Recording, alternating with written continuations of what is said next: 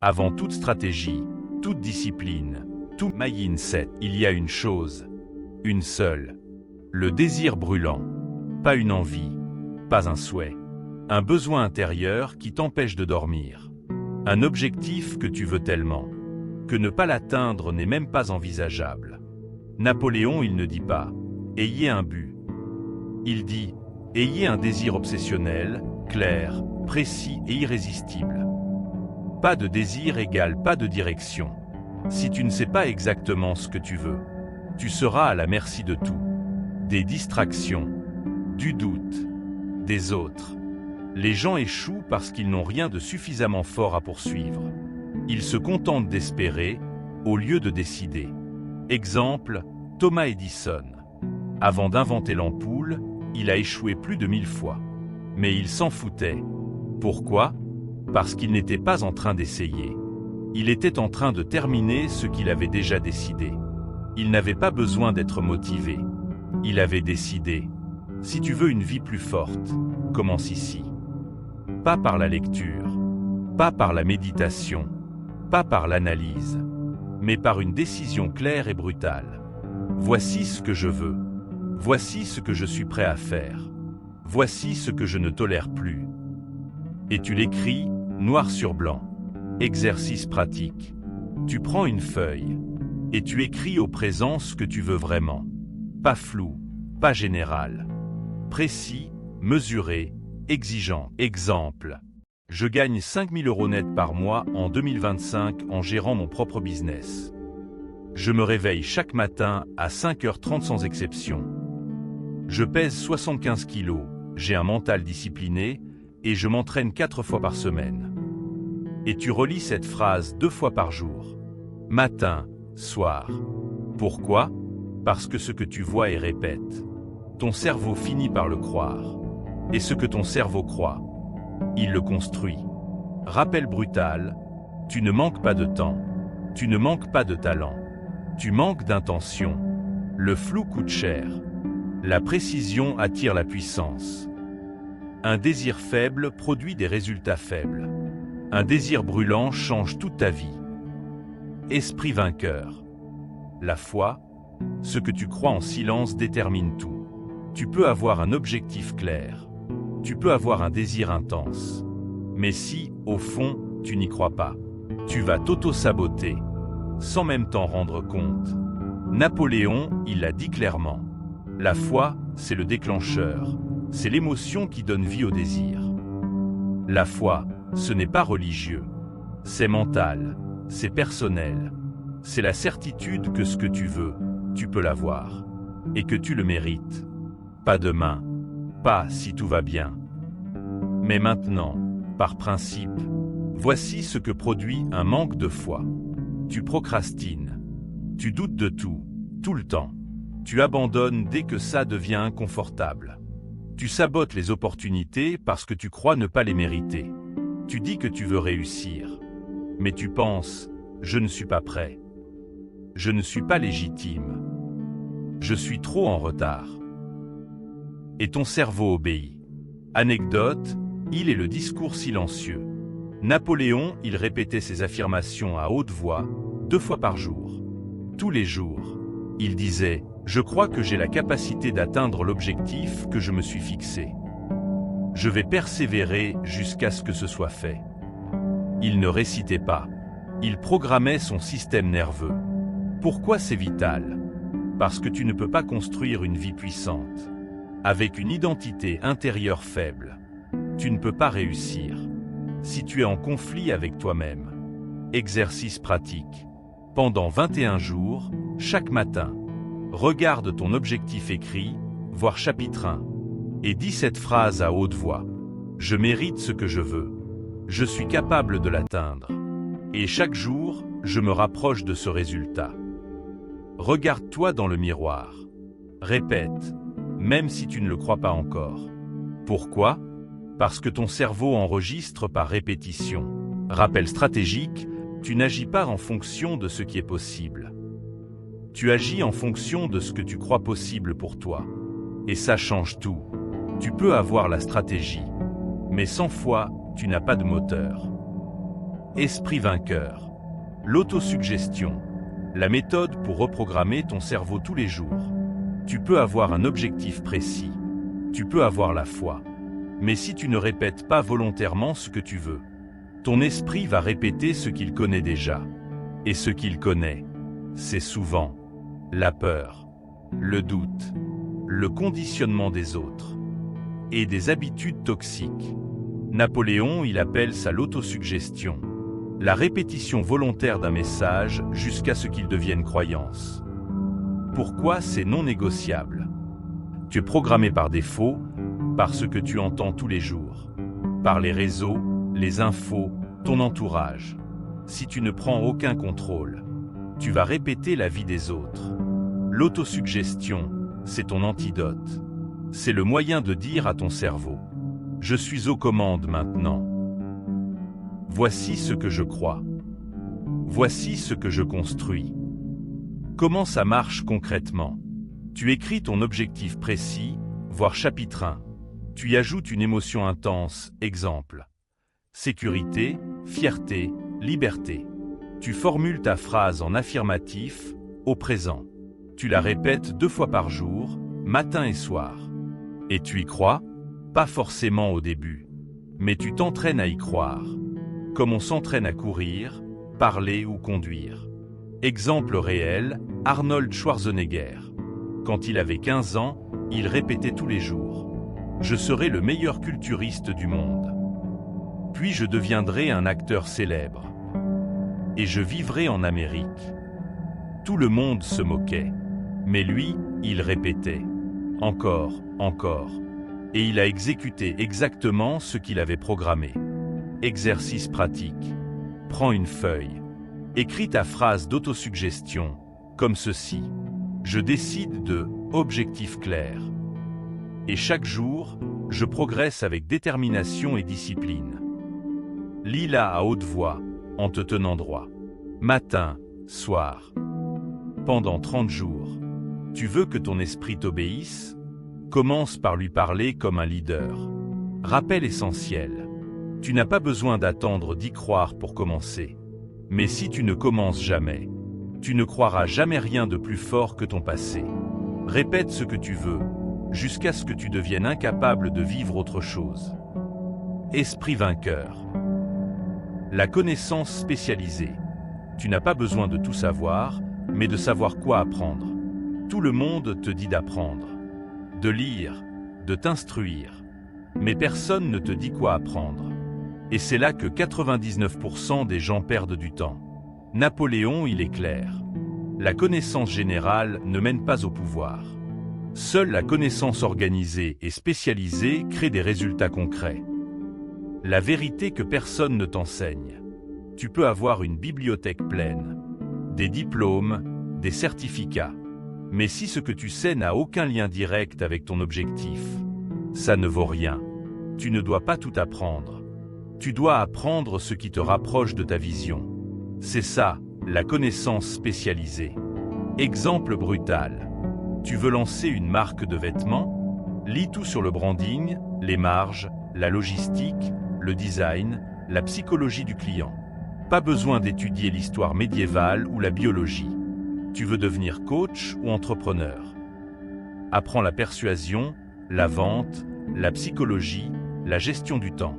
Pas les modèles économiques du XVIIIe siècle. Arrête d'accumuler des infos sans impact. Concentre-toi. Anecdote: Henry Ford, on l'a traité d'ignorant en public. Un avocat lui a dit: vous ne savez rien. Il a répondu: je n'ai pas besoin de tout savoir. J'ai des boutons sur mon bureau. Et quand j'appuie, un expert me donne exactement ce qu'il faut. Ce n'est pas le savoir qui fait la différence. C'est l'accès à l'essentiel. Exercice. Réponds maintenant. Quel est mon objectif actuel? Quelles sont les 3 compétences spécifiques que je dois absolument maîtriser pour l'atteindre? Puis bloque 1 heure par jour pour apprendre ces 3 compétences uniquement. Rien d'autre. Lis, teste, pratique, répète. Et élimine tout ce qui t'informe sans t'élever. Rappel stratégique. La connaissance non ciblée devient une distraction. La connaissance spécialisée devient une arme. Apprends moins, apprends mieux, agis plus. Esprit vainqueur. L'imagination, la compétence qui attire ce qui n'existe pas encore. Oublie ce qu'on t'a dit. L'imagination, ce n'est pas pour les rêveurs. C'est pour les bâtisseurs. Ceux qui voient ce qui n'existe pas encore et décident de le créer. Napoléon, il le dit clairement. Tout ce que l'esprit peut concevoir et croire, il peut l'accomplir. Ce que tu vois à l'extérieur est né dans la tête de quelqu'un. La voiture que tu conduis, l'immeuble où tu vis, le téléphone dans ta main. Avant d'exister, tout ça était une image mentale. Puis quelqu'un a décidé, je vais le construire. Si tu ne visualises rien de précis, tu subiras toujours les idées des autres. Il existe deux types d'imagination, selon Napoléon Hill. L'imagination synthétique. Tu prends des idées existantes, tu les combines, tu les adaptes. C'est le business, le marketing, la création concrète. L'imagination créative. Tu captes des idées nouvelles, des visions, des solutions inattendues. C'est l'invention, l'intuition, la vision long terme. Et les deux sont entraînables. Exemple réel, Elon Musk. Il n'est pas ingénieur en tout, mais il voit ce qui n'est pas encore là. Et il demande à ses équipes de le construire. C'est ça, l'imagination appliquée. Pas des rêves. Des projets invisibles qui deviennent tangibles. Exercice. Ferme les yeux. Pendant 60 secondes, imagine ta vie exactement comme tu veux qu'elle soit. Où tu vis. Comment tu travailles. À quoi ressemble ta journée idéale. Ce que tu gagnes.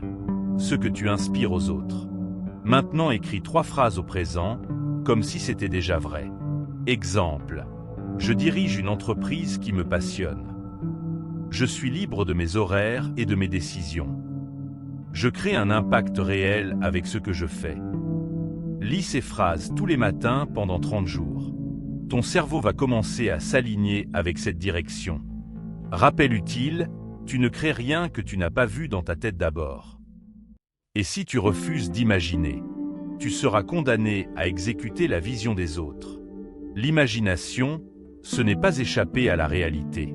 C'est l'arme pour en créer une nouvelle. Esprit vainqueur.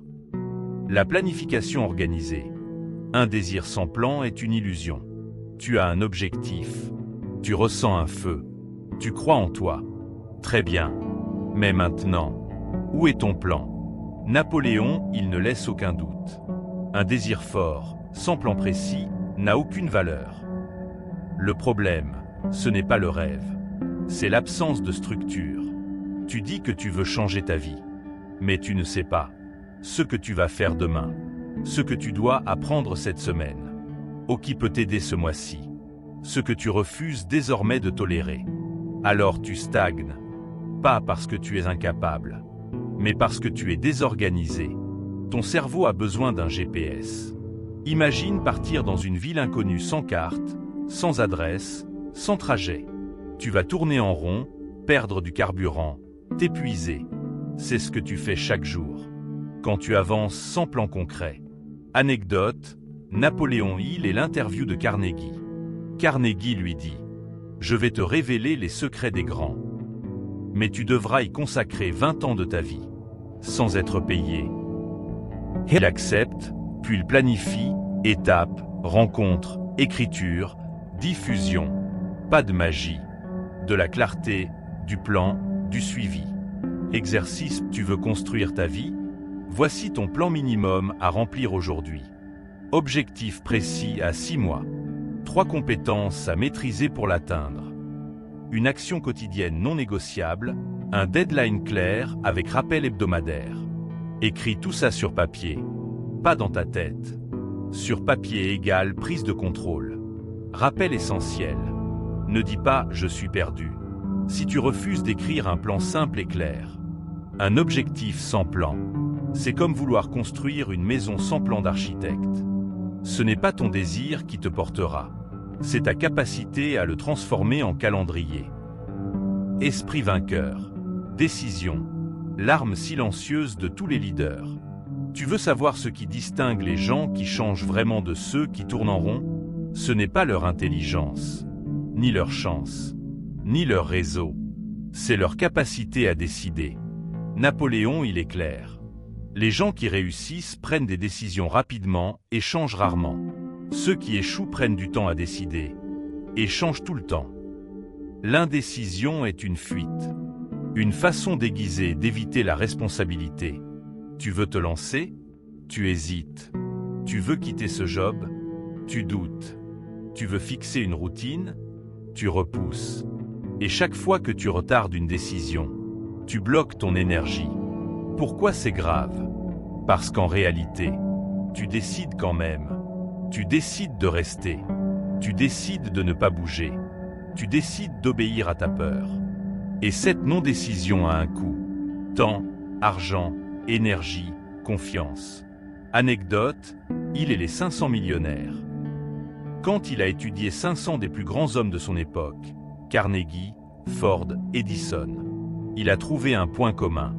Ils décidaient et ils assumaient, même si c'était inconfortable. Pas besoin d'être sûr à 100%, mais tu dois être clair sur deux choses. Ce que tu veux, ce que tu refuses. Exercice, choisis une décision importante que tu repousses depuis des semaines. Fixe-toi 24 heures, pas plus. Prends une décision, même imparfaite. Et surtout, ne reviens pas dessus au moindre inconfort. Décider, ce n'est pas chercher la perfection, c'est reprendre le pouvoir. Rappel essentiel. Chaque fois que tu évites une décision, tu renforces ton doute. Chaque fois que tu décides, tu renforces ton autorité intérieure. Ta vie prend de la vitesse. Le jour où tu décides sans demander la permission. Esprit vainqueur. La persévérance. Là où les autres abandonnent, toi tu continues. Tout le monde commence. Tout le monde est motivé. Les 3 premiers jours. Mais très peu terminent. Pourquoi? Parce qu'ils confondent distraction et discipline. Ils veulent des résultats. Sans inconfort, sans solitude, sans silence. Napoléon Hill, sans persévérance, aucun plan, aussi intelligent soit-il, n'a de valeur. Ce que tu vis maintenant, c'est le test. Tu ne vois pas encore les fruits, tu te demandes si ça vaut la peine, tu es tenté d'arrêter, de changer de voie, de revenir en arrière. Très bien, c'est ici que le tri se fait. Ce que tu fais dans ce moment-là définit ta trajectoire. Tu n'échoues pas parce que c'est impossible. Tu échoues parce que tu arrêtes trop tôt. Tu fais 30 jours de sport et tu veux déjà un corps d'athlète. Tu crées un business et tu veux des clients la première semaine. Tu lances un projet et tu t'effondres au premier obstacle. Ce n'est pas que c'est dur. C'est que tu n'as pas encore compris que le dur est inclus dans le contrat. Anecdote, Darby et la mine d'or. Un homme avait acheté un terrain. Il a foré, longtemps, rien, il a abandonné. Un autre l'a racheté, a creusé 90 cm plus loin, et a trouvé la plus grosse veine d'or de la région. Darby a dit plus tard, « J'ai arrêté à 90 cm de la réussite. » Exercice, rappel stratégique. Pose-toi ces 3 questions sans mentir. Est-ce que j'ai arrêté un jour? Trop tôt? Est-ce que je suis à 2 doigts d'un résultat? Et je suis sur le point de lâcher? Suis-je prêt à rester engagé même quand rien ne bouge encore? Puis écris cette phrase. Je reste, même si c'est lent. Je continue, même si c'est flou. Je progresse, même si personne ne le voit. Rappel essentiel. Tu n'as pas besoin d'être rapide. Tu dois être résistant. La persévérance, c'est ce que tu fais quand l'excitation est partie, mais que ta vision est encore là. Esprit vainqueur. Le pouvoir du cerveau collectif. Tu n'y arriveras pas seul. Tu crois que t'enfermer et tout faire par toi-même, c'est une preuve de force? C'est faux. C'est de l'orgueil.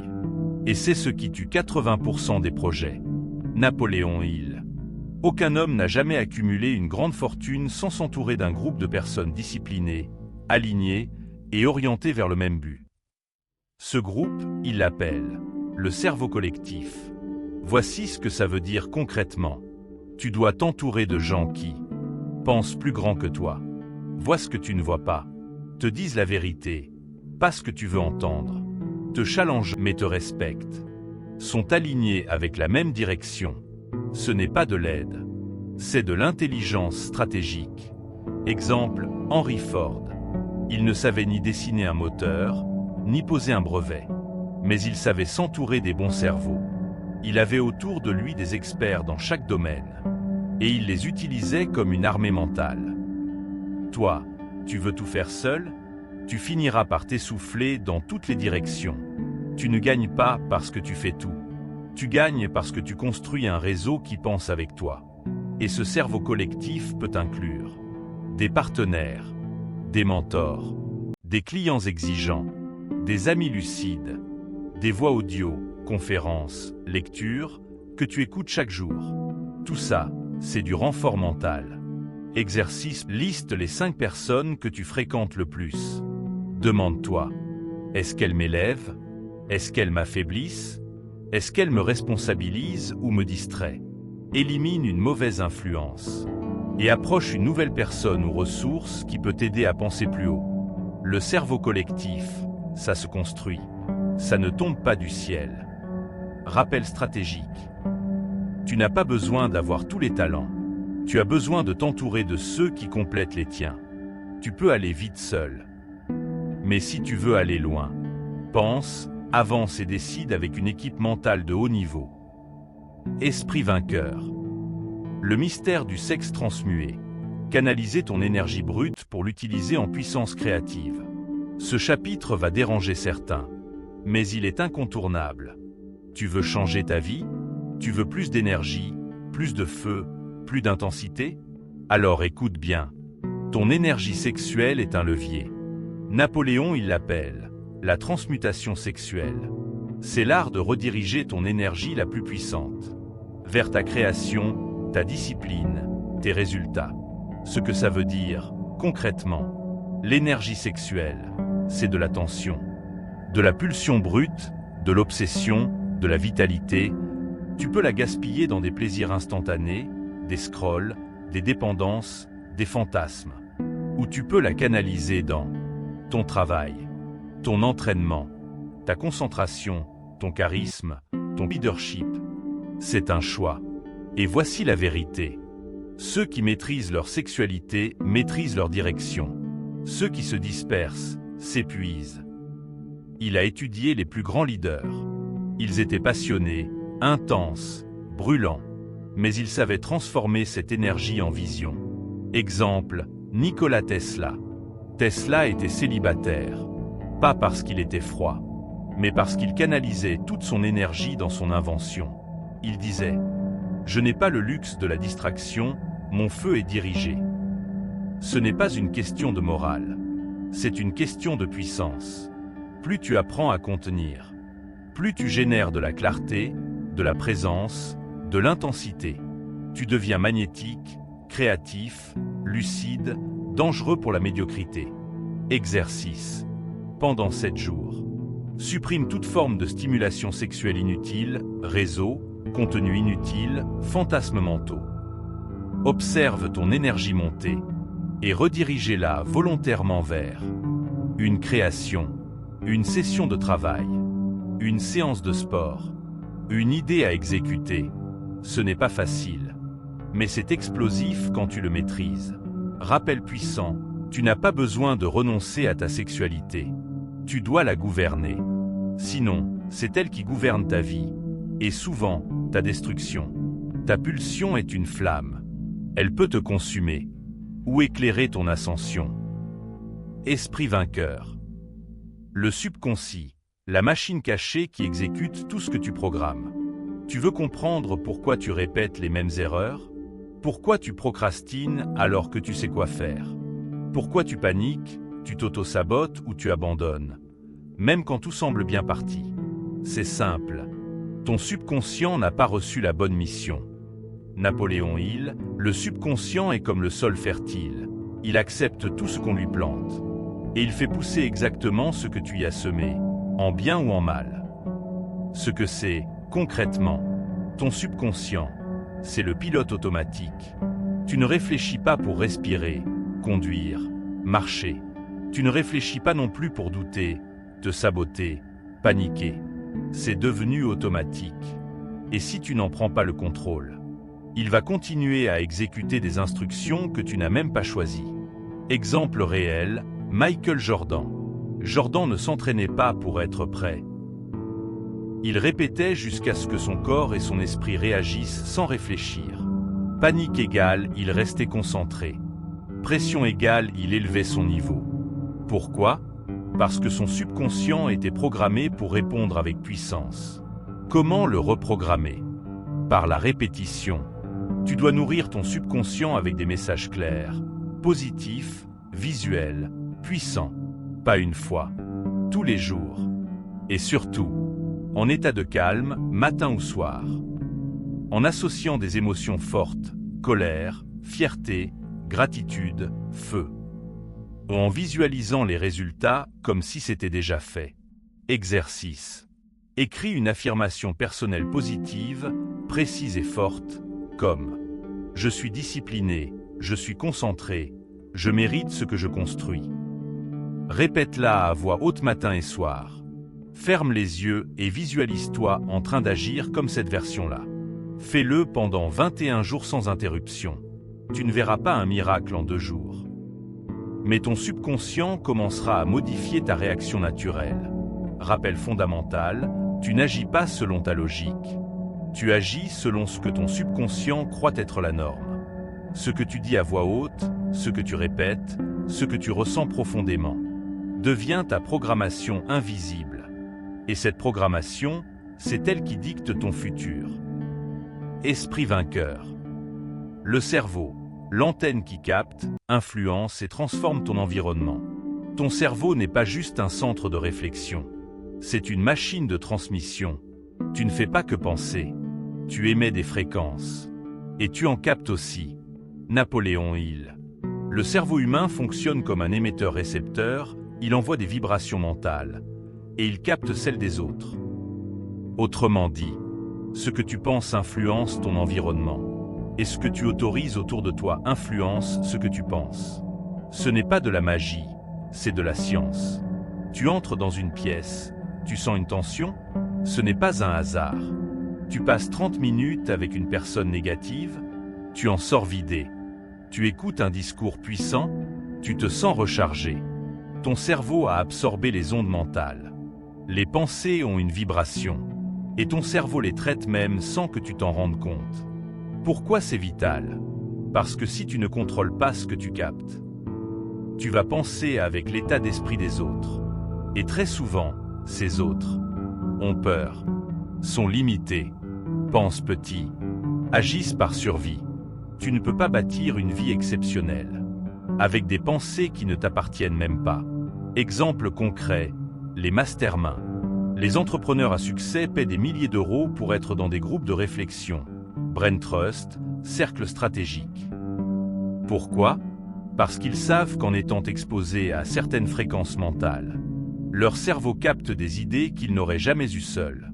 C'est la puissance du cerveau collectif, mais aussi de la fréquence mentale alignée. Exercice. Observe ton entourage direct cette semaine. Quelles conversations récurrentes entendent ton cerveau ?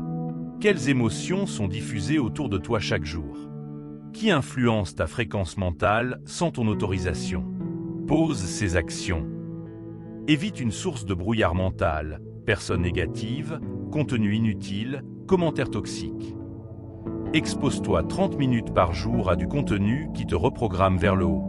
Prends 5 minutes en silence, chaque jour, pour émettre volontairement une pensée dominante. Ta vision, ton objectif, ta mission. Rappel stratégique, tu es une antenne. Et chaque jour, tu vibres à une fréquence. Soit tu l'imposes, soit tu subis celle du monde autour de toi. Le cerveau ne crée pas seulement, il capte.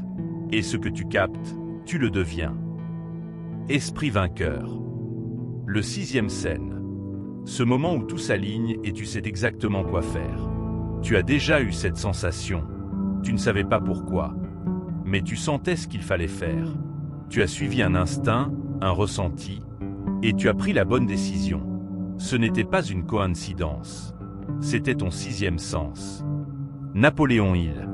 Le sixième sens est cette faculté qui nous donne des idées, des intuitions, des avertissements, sans passer par la logique. Ce que c'est, concrètement, ce n'est pas de la magie. C'est la dernière étape de tout ce que tu as mis en place. Quand tu as un objectif clair, tu répètes des affirmations puissantes, tu t'entoures intelligemment, tu contrôles ton esprit, ton énergie, ta discipline. Alors, ton subconscient te parle. Il assemble les données. Il capte des signaux. Il ressent ce que ton mental ne voit pas encore. Et ça devient une boussole intérieure.